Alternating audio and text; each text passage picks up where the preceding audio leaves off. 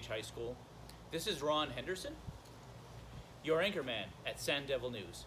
Today, we will be covering some hot topics in today's broadcast. Let's get right into it. Earlier today, our correspondent was out with Brian Henderson, our assistant principal, talking about students. That's right, Ron. We're here with Brian Henderson. Don't know if he has any relation to you, but he's our assistant principal here at Page High School. And Brian, what are some key things that students need to do in order to be successful here at Page High School? Well, your student responsibilities basically fall into 4 categories. Number 1 is simply attend school every day on time. Number 2 is to work hard, to do your best in achieving goals and advancing your knowledge of the world. Number 3, cooperate. Be respectful and work to the best you can with other students and adults. And number 4 is to seek assistance. Advocate for yourself when you're struggling or when you need help. Reach out to your teachers. That is your responsibility. All of these fall into the Sand Devil way. And these, as your student responsibilities, if you carry them out, they will lead you to a path of success. Thanks, Brian, for those wise words. Back to you, Ron. In other news, students are being asked to make sure they have their ID cards visible at all times while on campus, not have earbuds, headphones, or personal speakers as well. Also, remember to follow the dress code which is printed out in your handbook. They've done studies. Following the rules means you don't get in trouble all the time. Speaking of rules, we have school nurse Tina Manson here to talk with us about new COVID rules. Nurse Manson, thank you for joining us this morning on Sand Devil News. What are some guidelines and rules in place to help with keeping COVID out of our school? Okay, students and staff have to wear face masks at all times unless they are eating and drinking. That sounds very reasonable. What else should students and staff do?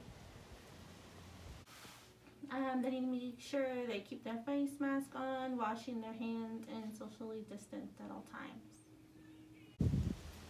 Should they also try and maintain a 6-foot social distance from others? And socially distant at all times.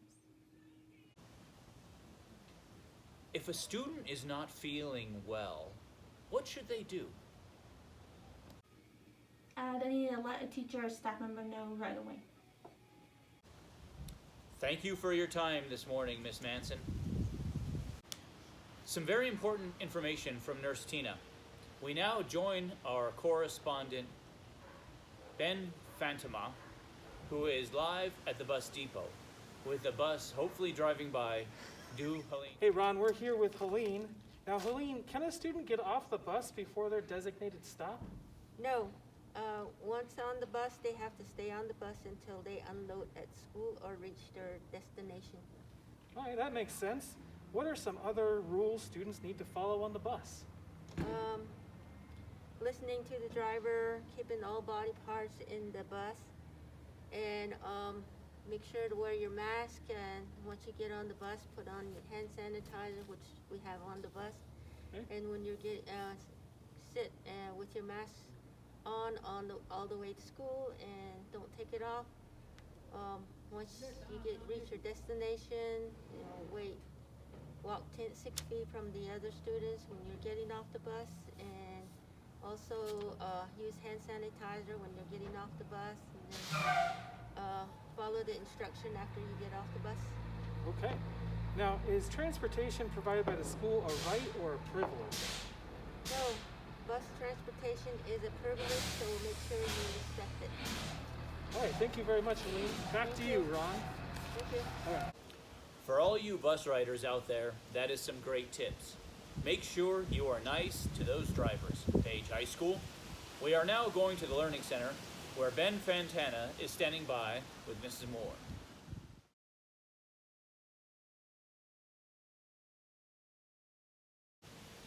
Where's Ben?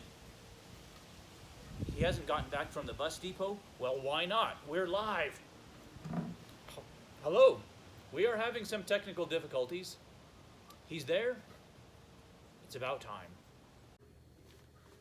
And we're here in the Learning Center with Miss Moore to talk about the Sand Devil Way and the Die Hard Devils. I understand you're one of the Die Hard Devils, Miss Moore.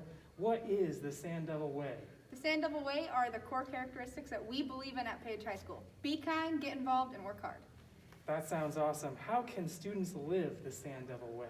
You can live the Sand Devil Way by doing things. So, for example, being kind, be nice to each other, be respectful, hold the door open, pick up trash if you see trash. Now, by getting involved, join a club. Talk to your teachers, talk to your classmates, interact with people, and then work hard, use those organizational tools that you know that are best practices, and do your best in class. Awesome. Now, what are devil cards and how do students get them? Devil cards are the replacement for pride cards that you might have once seen. And if your teacher sees you living the Sand Devil Way in class, in the hallway, at school, they will give you a devil card. They'll put your name on it, and they will put it in a raffle. So you can win some really cool prizes like school supplies, Mr. Henderson's famous nachos, or even some really cool prizes like tablets and TVs. Awesome. Thank you, Miss Moore. You're welcome. Back to you, Ron. That's pretty awesome. Sand Devils all the way. Now, audience, the Die Hard Devils have asked me to do a devil card drawing. The winner from each category will receive Henderson's world-famous nachos delivered to the class of your choosing. Now let's get started. To begin with, for being kind, I have Ty Hoodenpile, given by Sam Rangel. Congratulations, Ty, for being kind. For getting involved, we have Nathaniel Miller, given by Miss Whitley. Good job, Nathaniel.